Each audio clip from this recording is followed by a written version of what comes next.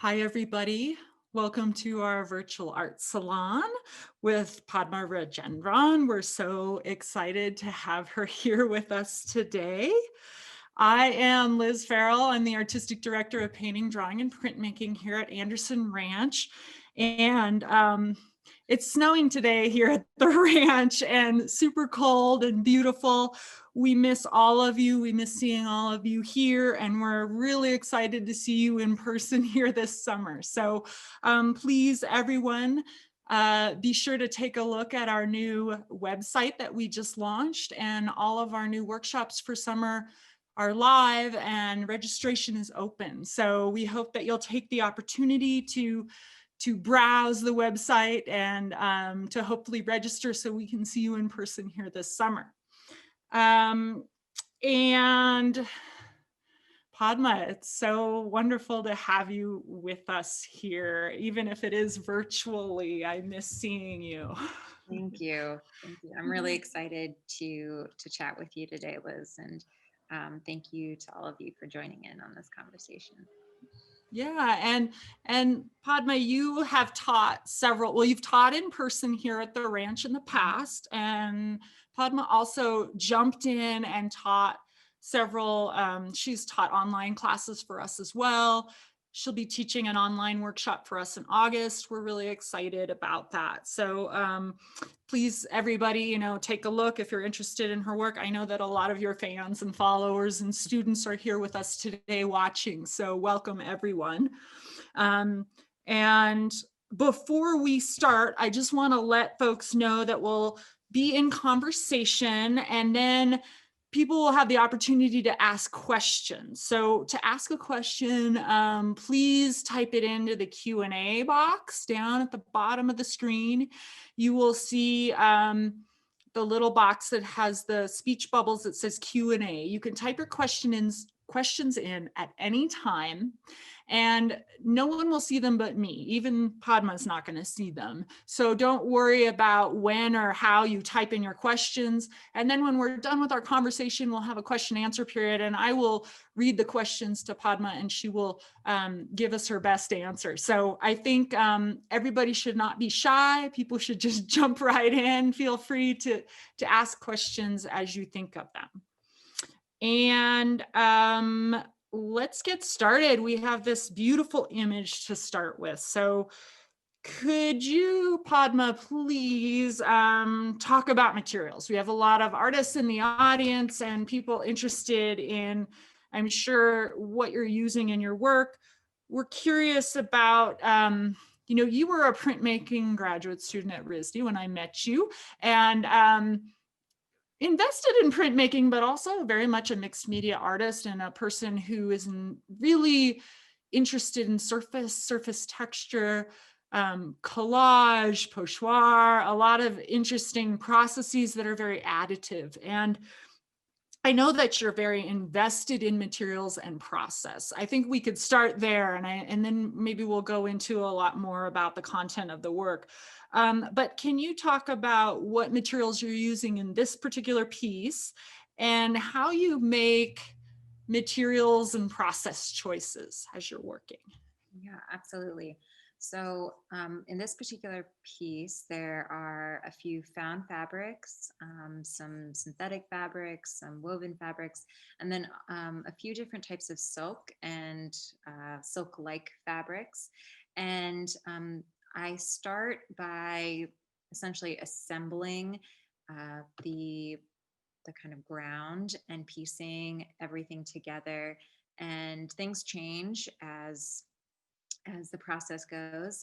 But the kind of first layer, where the green stripes are, it's two different types of silks that are sewn together in alternating patterns. It's a very subtle shift, but something that I am interested in is kind of creating this sort of like a little bit of a piecemeal thing happening, but why that's so is that fibers inherently kind of communicate social distinction or symbolic distinction. And we, all of us actually, are kind of able to understand their worth simply by their individual, like the origin of the fiber, or we can touch and we can feel and we can understand um, if it is of like high or low, that kind of hierarchy. And so there's some synthetic dye, there's water-based resist here, there's some machine stitching, and I am interested in this applique, and then also modifying the fabric through dyes. So something that's happening within the fiber itself, it's like the transformation essentially. And so the process of using resist is something that I've always been curious about. A lot of printmaking techniques incorporate that, and a lot of kind of fiber historically, from pattern fabrics, batik especially, and also wax resist prints, have this long history of that. And my mother's from Southeast Asia, was born there, and I still have family there. I was born in Malaysia. And so this kind of storytelling in fabric, and this kind of cultural tradition is something that kind of brought me to this different process, but also to kind of use it for my own purposes. Yeah, and it seems interesting to me, the way you talk about the hierarchy of fabric. And I'm curious, I think some artists really delve into sort of a lowbrow kind of art making, and then some artists are really invested in the highest quality materials. A lot of printmakers are like that, but I'm wondering if you make, I know you make that distinction in order to tell a story or to create a work, but do you have a preference yourself, or do you see them both as actually having that kind of inherent value for your own purposes? I think it depends on what the final outcome is, and it is part of the storytelling. I do like when um, this kind of like clash or tension gets created with these two fabrics, with these origins. um, but for working with dyes and working with resist, um, I love the range that specific silks have. Like they just have this luminosity to it, and it's kind of like within printmaking, just having these really fiber rich papers, or this bright white paper, or just depending what kind of ink or material you're using, even for print, just how when something gets revealed or washed out, or the wax or the resist gets removed, how that something else emerges, and that's kind of interesting to me. But it truly, um, I would say, Liz, like depends on the process. Like with applique, it is fun to kind of play around with these fibers that don't really want to be cut up a certain way, and that you can kind of see their frayed edge. And I kind of like that incorporation, not to like finish it completely, but to let that show, to like let it unravel. Yeah, and to allow the limitations of whatever it is with the fabric kind of be present in evidence of the process. It's really interesting. I've always enjoyed those sort of frayed ends, and I know you've kind of played with that in a way, visually, a lot in your work. Very interesting. Okay, let's go to the next image. And so, you were born in Malaysia, and I know a lot about your work just from having worked with you a lot and delving into it when you were a student, but as well, just sort of watching the work develop over the years. And some of the things that I think is really interesting is that within your research, you ask how do immigrant women create and sustain their stories? And it's sort of a part of the mission of your work to honor these stories, and to bring them out of hiding. And I think that's an interesting way to think about history, about personal narrative. Can you talk a little bit about the challenge of bringing a personal story out of hiding? I think, you know, it's an interesting thought during a pandemic when we all feel isolated and we all feel a little bit silenced in a certain way, but you're talking about something very different. You're talking about, women, and particularly immigrant women. So can you talk a little more? Sure, absolutely. I, for my research, a lot of it stemmed from personal experience and moving around a lot. This particular image is one from Saudi Arabia, from Riyadh, where I spent my childhood for 6 years, and it's a photograph that I took, and so something that I am kind of always navigating and addressing is that my work does talk about place, and place is a huge part of understanding and considering these stories, and really figuring out what it's like to be between cultures or between identities, and for um, and that I think is a universal thing. You don't have to be from somewhere else or from another country to um, really be between or thinking about these dual identities, or figuring out what it is to be between cultures. And um, in terms of women and women's stories, I think traditionally a lot of home settings have been established by women.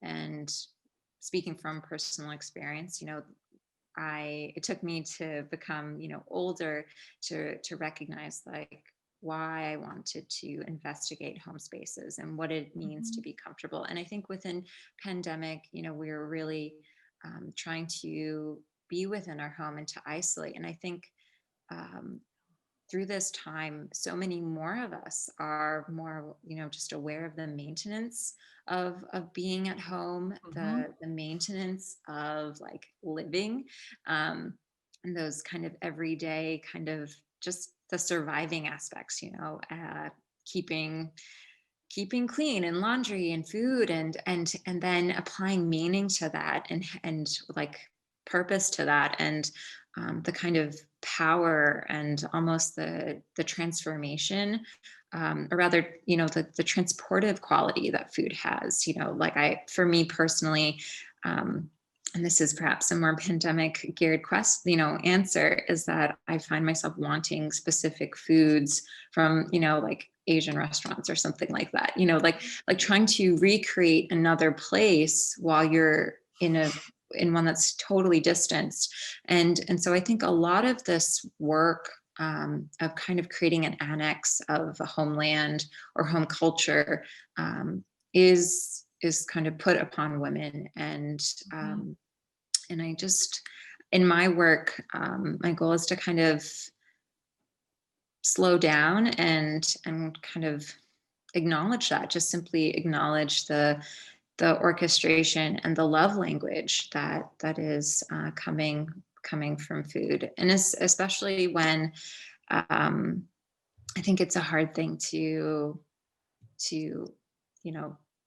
for me personally, my mom spent so much time at home, and while like the rest of us were interacting and out in the world, and changing and doing other things, and then kind of coming back to this other place. And so to see change and also support it, and kind of bring connection to through language or food, or kind of adornment or the function of the decorative. I think that that's like a lot of labor. That's a lot of work, and I slowly do that Mhm. in terms of symbol, and potentially even just like the connection of fabrics, and that those references in the work. Okay, great. Well, let's look at the next image, and I love this piece. It's so gorgeous, and I'd love to talk about it. color is of really great significance to you, and all artists, but I think you have a really specific way of using color. This piece happens to be almost monochromatic in a certain way, comparatively. And so can you talk about how color functions in the work, and just why you chose this particular palette for this piece? Maybe tell us a little bit about this piece. Yeah, so there is a lot of process-wise. There's silk screen in this piece, and applique, and there's um, some kind of stuffing that's happening in the top section, and then there's silkscreen on the applique. So this kind of back and forth relationship, and then a little drawing that's happening too with thread. Um, and with this piece, well, a lot of my work does kind of reference this idea of water and fertility of place, and this color, the blue, also is a connection to dark skin.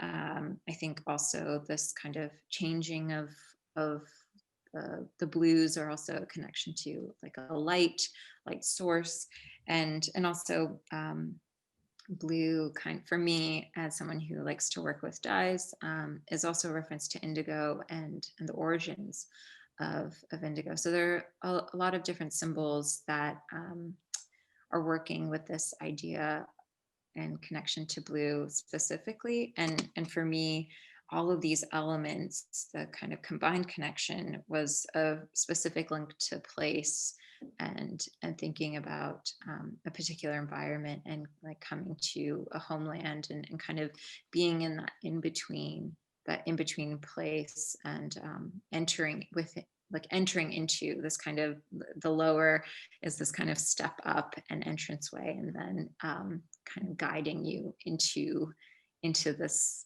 the center kind of zone. Yeah, wow. That's really interesting about the blue.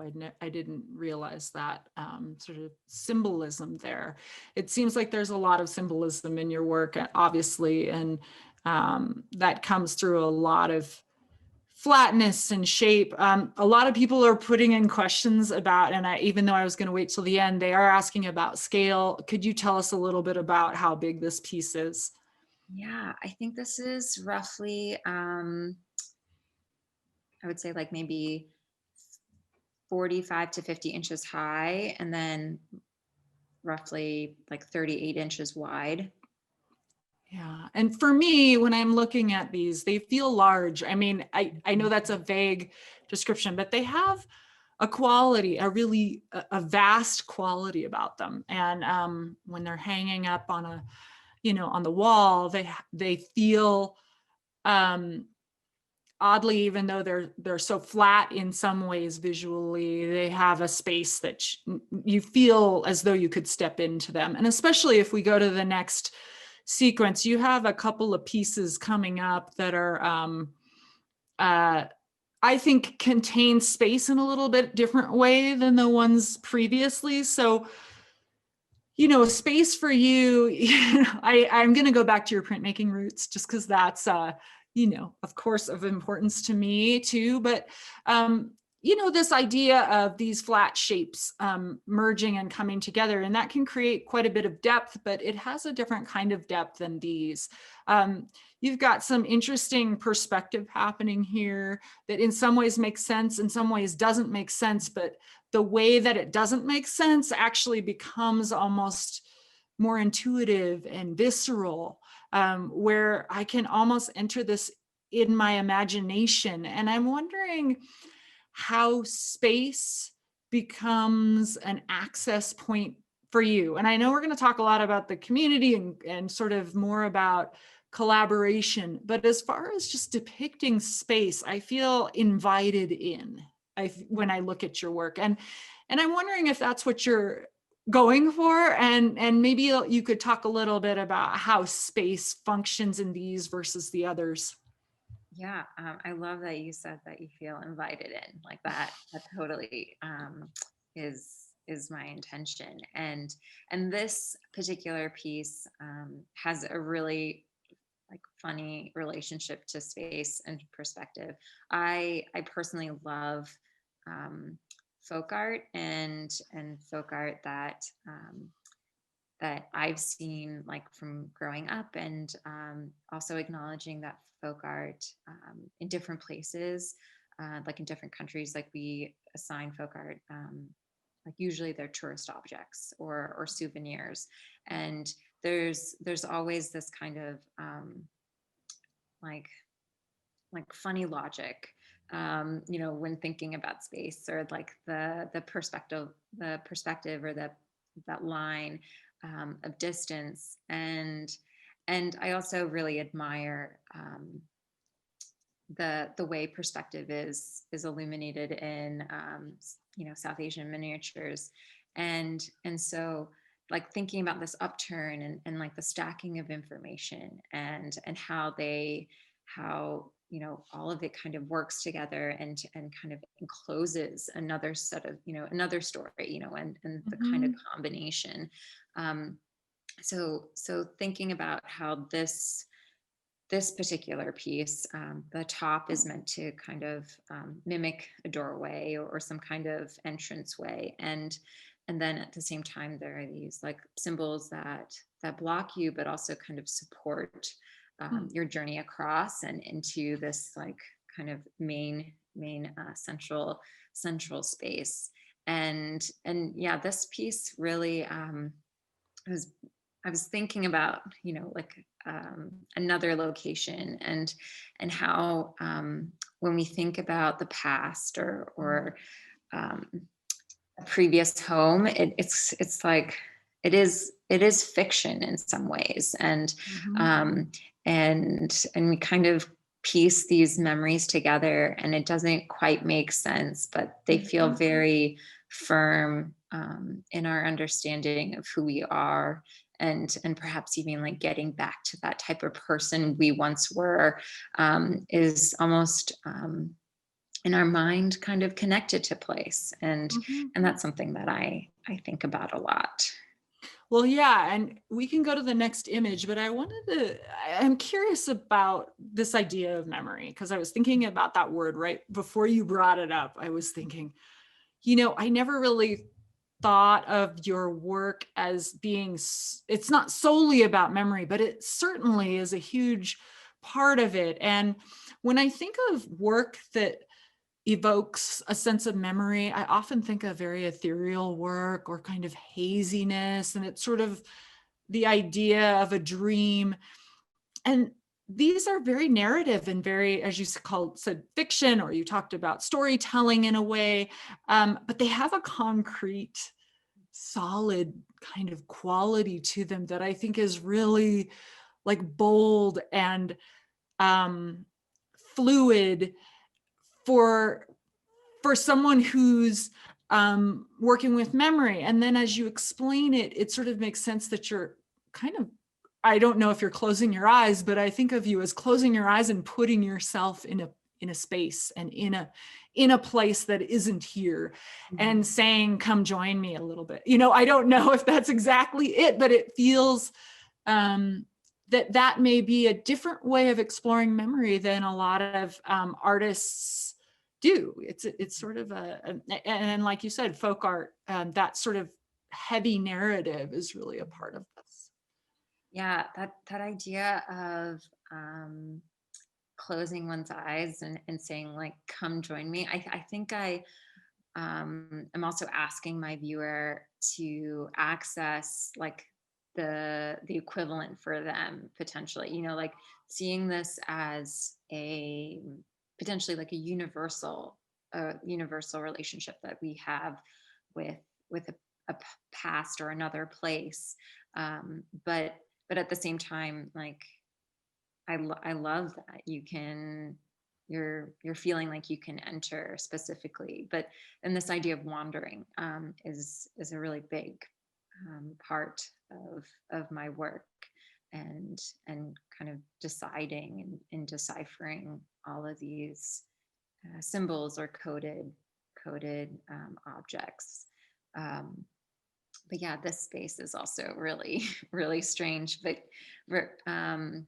this piece is called American Dream Jeans, and was like the first iteration of thinking about pants and clothing um, as another like vehicle for storytelling. And I was really concerned, or yeah, kind of interested in folk art, and wanting to think about it less as something from another place to describe that place, but like consider, okay, I'm in America, I'm like now American, and what is that, how does folk art exist through time in America, and then also like what is kind of a more like modern iteration of fabric folk art that's not like a hooked rug or something like that. That women spent time doing, like other than knitting, or just something that had a bit more contemporary origins. And so I was thinking about like, okay, in the 60s too, like there's this idea of adornment, because I really do consider how the decorative and adorning one's world functions within the home, but then adorning one's body and adorning one's clothing, this kind of transformation of something to become something else, and how that is a vehicle of storytelling, and thinking about jeans as like this kind of symbolic object. Yeah, absolutely. Well, and the next image is it's very, I just love that the shape is so specific to this and kind of containing food and experiences and places. And Mhm. it's a launching pad for, or a launch pad for, this whole adventure, it feels like. And so I remember you were working, I believe, on this series the last time I saw you a couple of summers ago, I guess it is now. And you were thinking about this as a shape, and it's so recognizable as what it is. And really interesting the way that you use simple shape to kind of cue us and to make us understand something. Um, so can you tell us a little bit? I think some people might be curious too about some of these different sort of marks that you're making. And I know you're kind of working with dyed fabric, but you're also, you've worked with using like kind of a monotype process through a screen, drawing onto a screen and sort of squeegeeing right onto things. And um, you know, as you choose those processes, do they just kind of flow together, or do you plan that all out and sort of decide layer by layer how you're going to sort of create an image? Yeah, I think I like to say that I have decided prior to, but most of the time it's kind of as I go. This piece is purely like resist and die, and it does have a backing to it, and there's batting in between, so it has a little bit of a weight to it, and it's fairly large. I would say it's like the height on it is over 6 feet, and something that I really kind of thought was also really just funny, in connection to folk art. When I moved to America, I was like reading a lot of, or being introduced to like tall tales, um, and I just kind of loved this idea of Paul Bunyan, and just like there are these like really kind of just um it's grandiose, but it's also totally illogical and ridiculous, and I wanted to make, yeah, this kind of the symbol of pants that just no one obviously could wear, and that they wouldn't work in any capacity, but they have this presence to them. And in terms of like this connection to storytelling, like considering fertility and considering food and ritual, and thinking about, I think in almost all my work, I am thinking about the origin of another place in relationship to a new place, and this kind of journey or passageway that happens, and what to consider. So it is really interesting to kind of think about that, thinking in terms of simple shapes, like Mm. guiding you through this narrative. I'm glad you're seeing that. Yeah, absolutely. All right, well, let's move on. Let's see. I am really curious about these. So can you just tell us about this image and what this is? Yeah. So this is an image of these a prepared lunch that I did, and kind of segues to the next set of images. But a few years ago, I think when I was in grad school, this started. So since 2014, and truthfully, not as much since the pandemic, but um, I I would create a lunch for somebody that I didn't know super, super well. I mean, this in the beginning, like there were different parameters, but um, as this project has gone forward, I like the idea of trying to potentially like give and do this project with someone that I don't know in a certain realm, or potentially maybe it's a stranger, or um, this idea of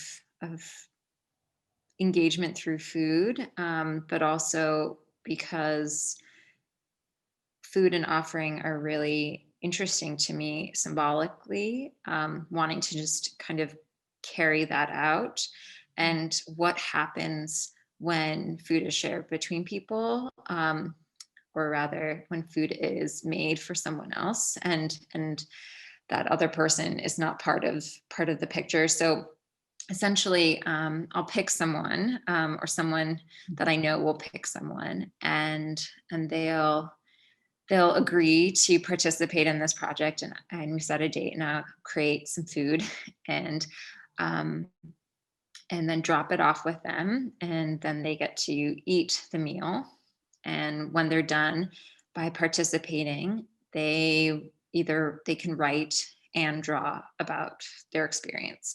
And this is something that happens immediately after, and then also 1 week later. So kind of thinking about this idea of memory, and how right after an experience, like whatever we're thinking or feeling, and then after some time has passed, how these experiences, and hopefully if it has value, or if it doesn't have value, I think that's interesting too, how it just kind of occupies us, and how it potentially like lives within us.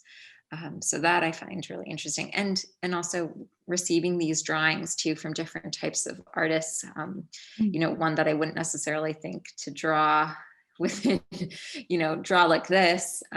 It's kind of really fascinating, and I've done this at a couple of residencies, and then also with people that I've kind of recently met, and so that is kind of interesting. This kind of slowing down this ritual, and I think during the weekdays, lunch tends to be something that is kind of like hurried, or when we were doing, like when we're working in a workplace, it might be something that's like packaged in plastic, and so having something that is like of a specific time and moment, I think that also is quite rare.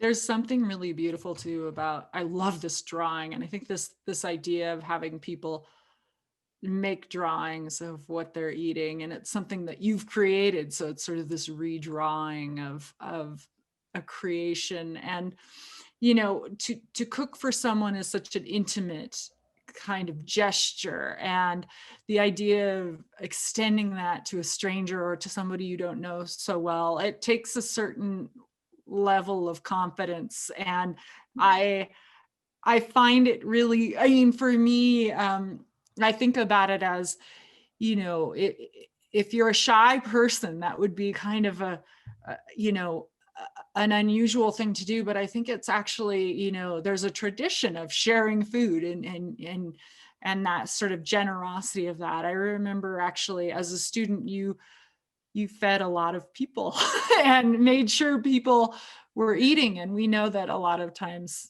that doesn't happen in art school. And I remember watching you do that and being amazed at that sort of nurturing nature. And so I think that that really comes into your work in many ways. And this is a very overt and sort of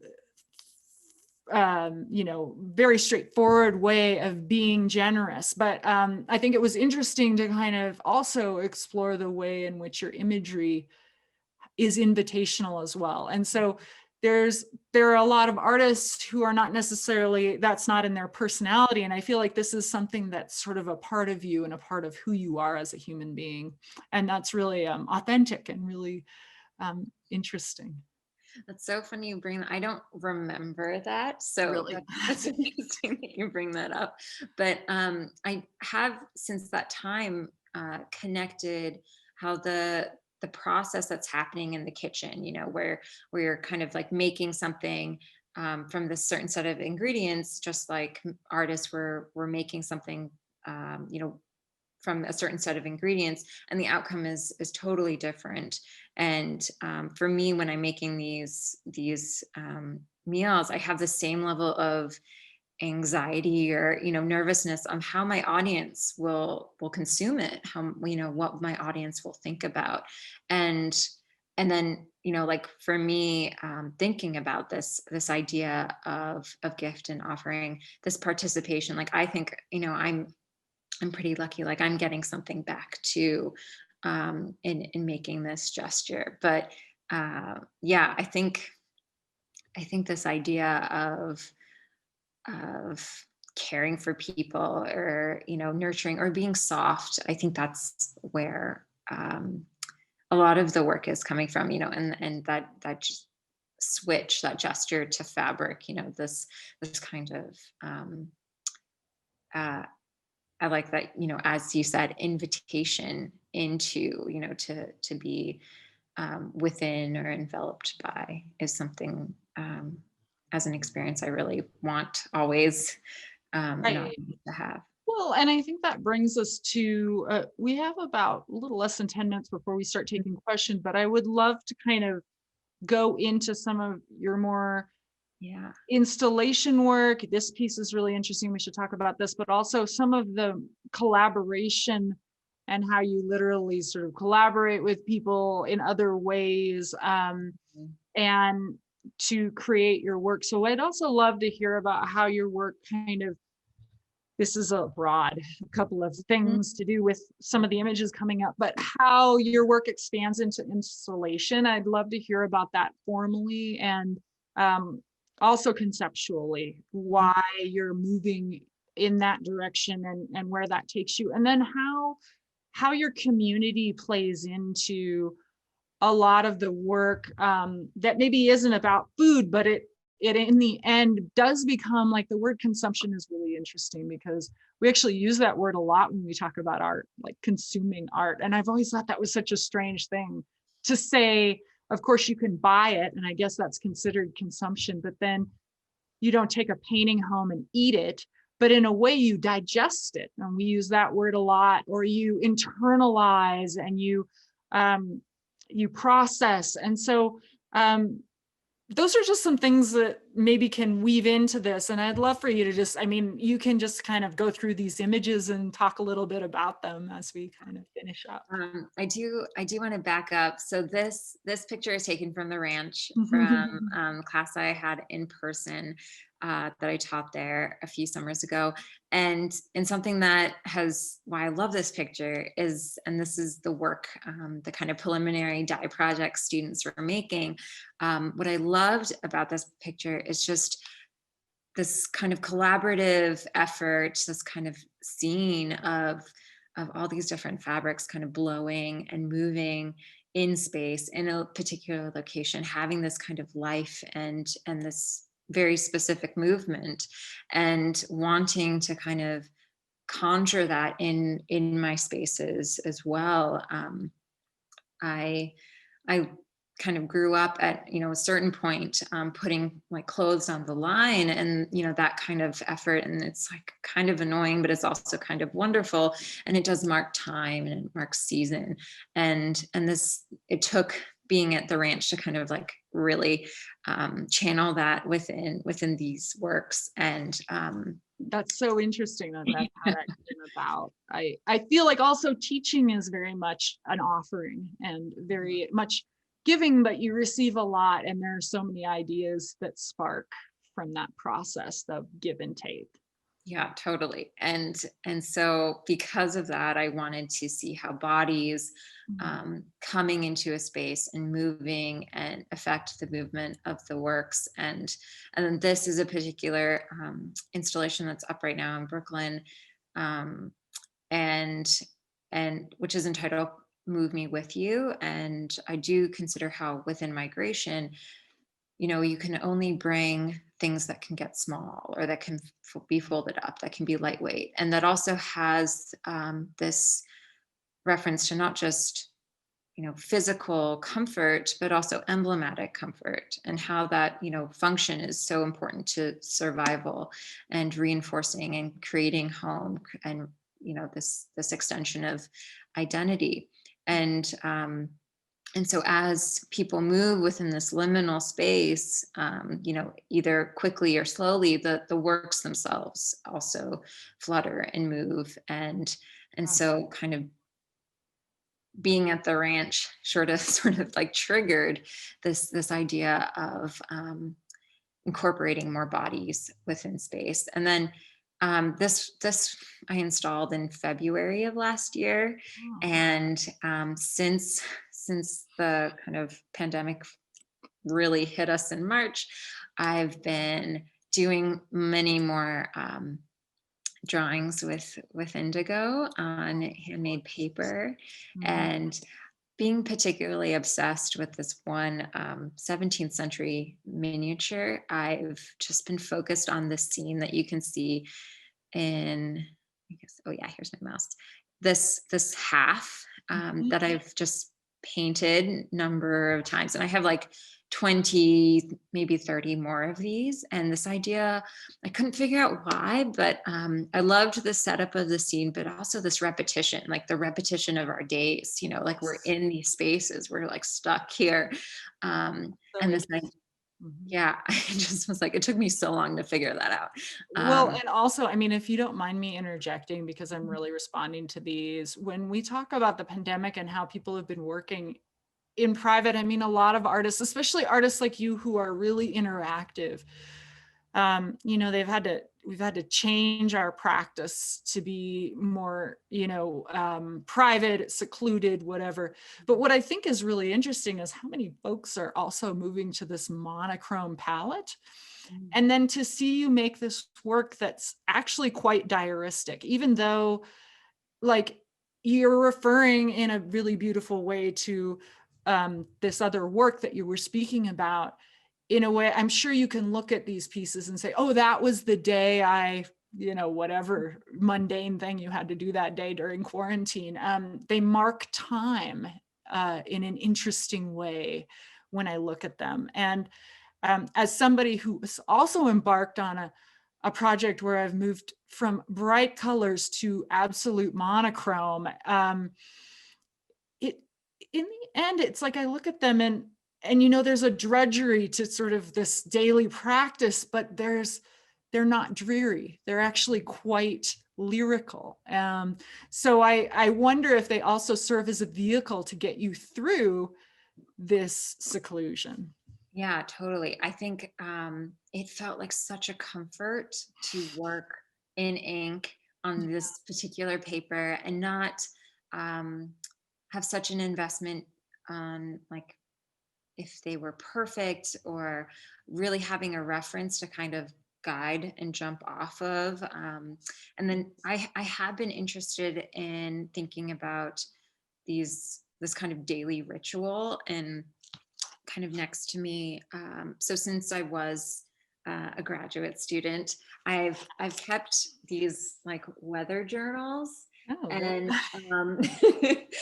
and so this idea of like writing, kind of to like to mark time, but then also like make a drawing. And as I've left the institution, like being a student is very different than being out in the world.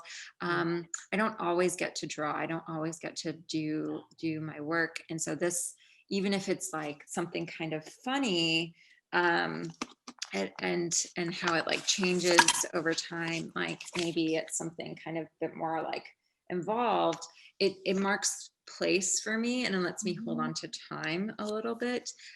It's also like this really low stakes, no pressure, like no guilt if I don't keep up with it, like space for me. And I think that is really important, especially now, where at least for me in the start of the pandemic, there was like this idea of time, but I couldn't do anything. Like I couldn't, there's all this restriction. And I think for a lot of people that may not have even gone away, or like there's flows of it, like sometimes it's better in the summer. And then, like this kind of retreat that might be happening now. And I think that to be forgiving of oneself, I think is important. Well, absolutely. And I think there's this also way that time has lost significance a bit.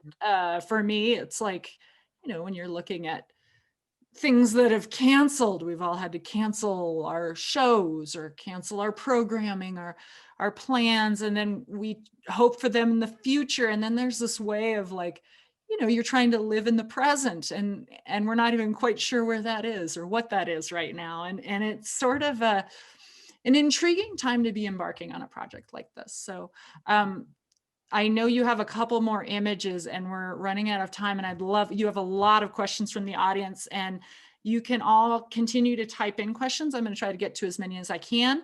But if you want to just kind of show us those last few, and then we'll take questions. So jumping off of the ink drawings, this sort of led to a collaboration with a local ceramicist in upstate New York, where I currently am. So this is my collaboration with Clay Pond Studios. And so translating this idea of pattern and decorative into like another like porous surface has always been fascinating to me. And I have done like little kind of spaces of drawing on clay before, but this is just another level of intimacy, like to have someone obtain this, and then this becomes part of their interior world. I think is really interesting. And this is my last slide, and is a distanced print project that I did with UT Austin, the risograph room. So I created a suite of prints this past fall with UT Austin, and these risographs were really fun to do. And again, like this kind of pull from those indigo ink drawings into these scenes. And it's a very nice and very immediate process to kind of work with. And the colors are so vibrant. It's, you're still working with that indigo, which is great. So absolutely gorgeous. I thank you so much, Padma, for being so generous and opening up. I feel like I'm in your studio and looking at your work in person. And I really, we really all appreciate seeing this. These are gorgeous pieces. And I especially am so intrigued by what you're doing during this quarantine, and I'd like to keep up with you on that. That'll be interesting. I want to take a few minutes to pose some questions. There are quite a few. People are really curious about your work and about you. So let's start with Sophia Munich. She asked, how do you decide if you want a pattern to be dyed, printed, or sewn? And what is your relationship to the dynamic of color and texture, which you sort of talked about? Some of these questions were put in kind of at the beginning of the talk, this is a great question. I know you answered thing about color, but it's a great one about definitely pattern, dyed, printed, or sewn. Yeah.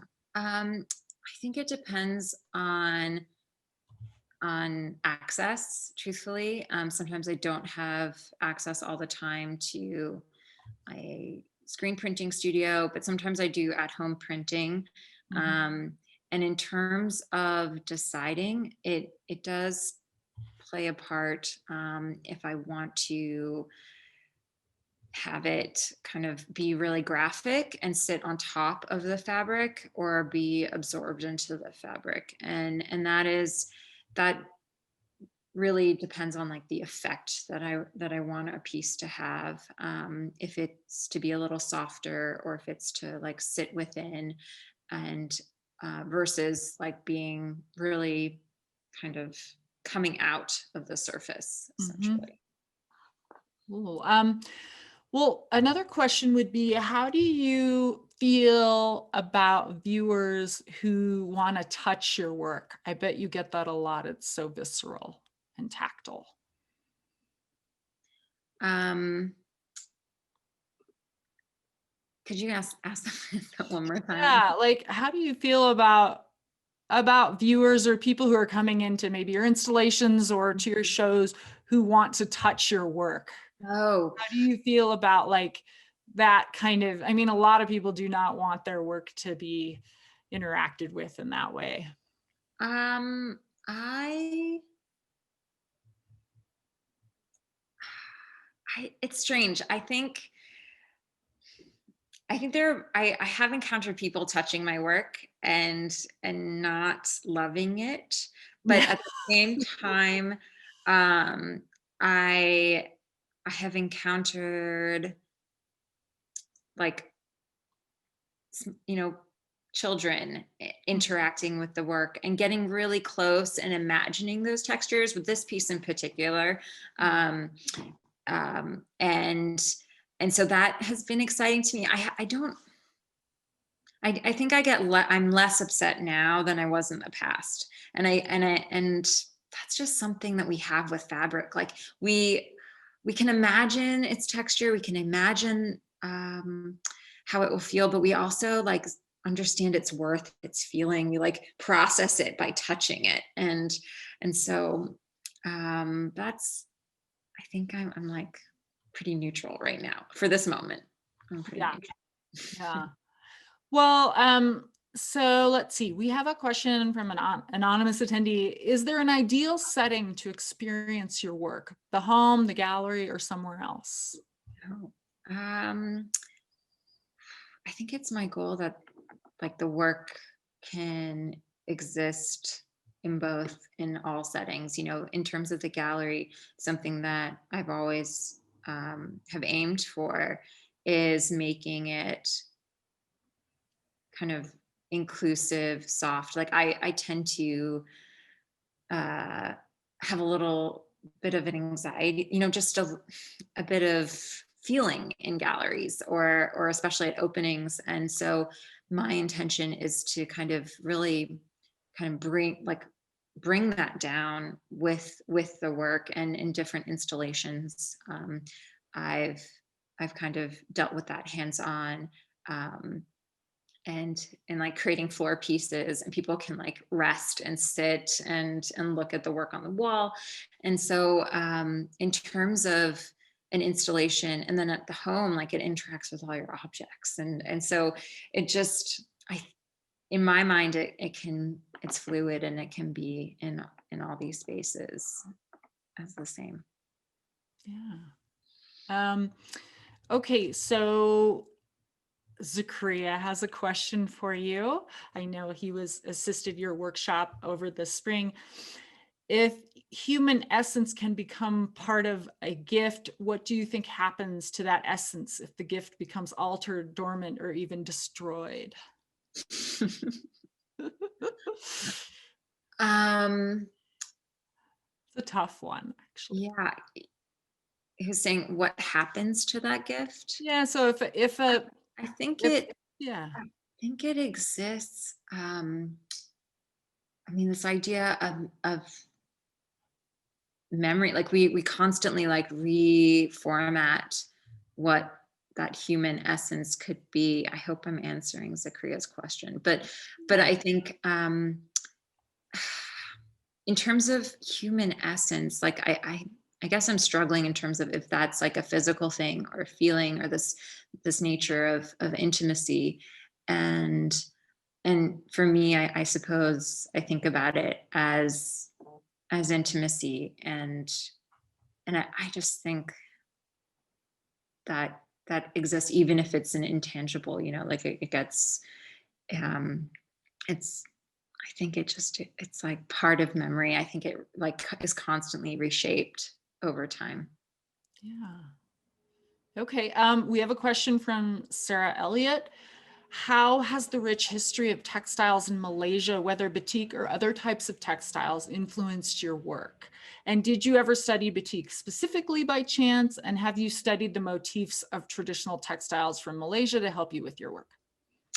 I have looked at a lot of history between textiles made in Indonesia and the connection to South Asia, and thinking about how the symbols function and the storytelling that happens. I have not been trained in batik. I've explored working within wax, um, and it's it's something that when I was growing up, like we always had traditional objects or even clothing items, and I've been to certain like factories or places where it's traditionally produced, and there's different levels of, you know, if it's like in terms of like artwork or you know, pattern for clothing, and there's a whole hierarchy and range of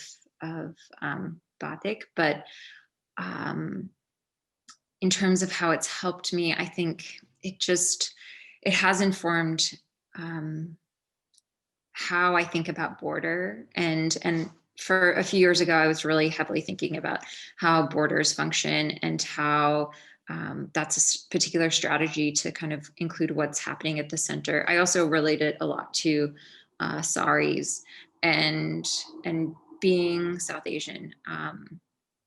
There's just a big kind of communication and back and forth relationship between what's happening in like textile between Malaysia and South India, and so that has always kind of influenced the storytelling and my personal experience with it and personal history. I think we'll probably end there, and thank you so much for answering so many questions. There were a lot more questions in the box, in the chat box, in the Q&A box. And so I know that people are really curious. I would love to direct people to your website, and please take a look. Also, everybody should be taking a look at our website to see if they're interested. You're teaching an online class, Paint, Fabric, and Pattern, I believe is the title. Anyway, I wanted to thank you so much for your generosity in answering questions on the spot and taking questions from people. I would also like to thank everyone for being here tonight, and definitely on behalf of Peter Wanders, our president and CEO, and also our board of trustees, thank you everybody for participating in our programs and for being part of the Ranch community. Again, if you are interested in workshops or upcoming events, please take a look at our website for dates, and we will be offering another virtual art salon next month with artist John Gill. Thank you, everyone. Thank you, Padma. And we'll sign off now and say goodnight. Bye, everybody. Thank you, everyone.